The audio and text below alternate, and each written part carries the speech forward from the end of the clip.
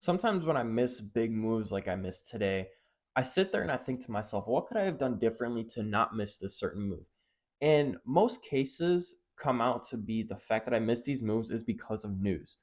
So, as we could see today at 9 a.m., we had PMI and then we also had job openings. So, to me, in my strategy, the way I would look at it is I'm not going to take a trade before 9 a.m. All right. So this is going to be an A plus setup. However, I'm going to miss it because there's news. So I was kind of upset, not really upset about it, but it's just like, okay, like I could have taken that. That would have been a beautiful trade. And as you could see, this was an A plus setup. Buy side liquidity being swept. We have an order block being retraced back into, a fair value gap being retraced back into, and then boom, straight to the downside, exactly how I wanted it. But unfortunately, I just didn't take it because we had news. So there are certain things that I want to kind of introduce within my trading strategy. And it's not really like an introduction into my strategy, but it's something that I just want to tweak a little bit. So instead of just waiting completely for 9 a.m. news to come out, I want to take a trade beforehand. And this is not just something that I want to do because I'm being greedy or I'm getting FOMO or anything like that. It's something that I've back tested and I've been noticing within my data, and I've been noticing in the past too that like I could be making these trades. However, I'm being halted by 9 a.m. news coming out. So I kind of introduced like this little, not really like a strategy, but kind of like a filter for myself, if you want to call it like that. So there are three confluences for this trading setup that I would want to see before 9 a.m. news. So obviously, we need to have some kind of 9 a.m. news, whether it's PMI, FOMC, job openings, anything like that. Anything that has a 9 a.m. red folder news. All right. The second thing I want to have is to make sure that I have an A plus valid setup. Okay, so as we can see, this is a beautiful A plus setup. We have buy side liquidity being swept. We have an order block. We have a fair value gap. To me, with my strategy, this looks like a beautiful trade. All right. Now, another thing is I do not want to take a trade if it's 10 minutes before news. So let's just say, for example, if it's like 9 I don't know, 950. Okay, so in this case, this is 952, but let's just move it back to exactly 950. All right. I do not want to take a trade before 950, or I'm sorry, 850. Don't want to take a trade before 850. If you're New York time, that's 950, but 850, I'm in Chicago. Either way, I don't want to take a trade before 950. 850. I keep on saying the wrong time. 850. I do not want to take a trade before 850. All right.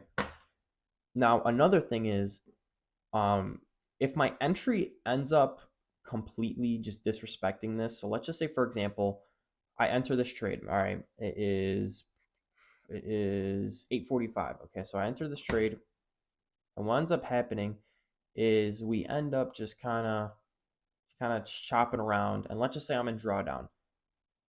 8:55 comes around, and I'm in drawdown. I want to completely close my position because what could end up happening is we either completely just tank up to the upside, or well, another thing that could happen is we basically just chop until we sweep more liquidity or I just get stop rated. So that is something that I would introduce with this. So I want to close my position before 9:55 if I am in drawdown. Now let's just say, for example, excuse me. I enter this trade. Oh, I want to get rid of this. Okay, I enter this trade. Boom. Let's just say it is 850. We come above, sweep more liquidity, and then we start to continue lower and lower. Okay, 955 comes around, 855, whatever. I am in profits. Okay, I would not want to close this position because first off, I'm in profits and it's actually respecting my confluences. Obviously, we swept even more buy side liquidity, which gives me even more confluence that we're going to continue even lower. Then, I take my profits right here at this take profit one, and then we just continue lower. So I've been looking at this for a few hours now. I've been back testing this.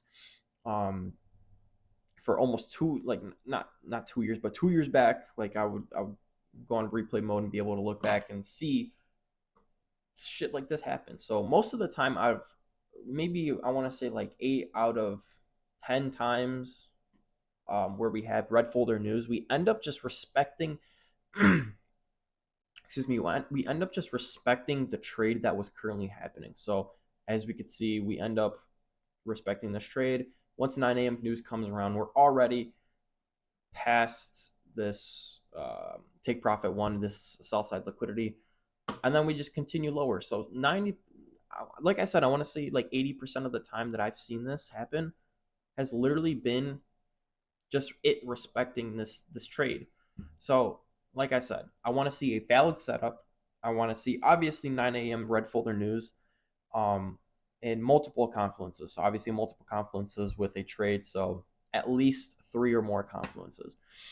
And another thing is closing my position if I'm in drawdown before 9:55. So like I said, if I'm in drawdown before 9:55, I want to close my position because either we come above once news comes out. So let's just say, boom, news comes out, boom, we're done. I just got stopped out right there. Okay. Another reason I close my position is let's just say we are in drawdown, news comes out, doesn't really do anything, we end up just chopping. And then most of the cases out of the times that I've seen, we end up just completely getting stopped out.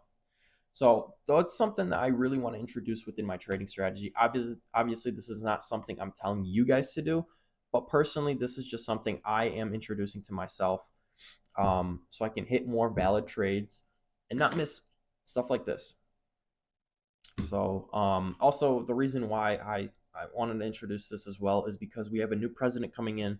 So we're going to see a lot of news within the market. We're going to see new policies being thrown in. We're going to see a bunch of new things thrown into the market. So we might see some kind of uncertainty.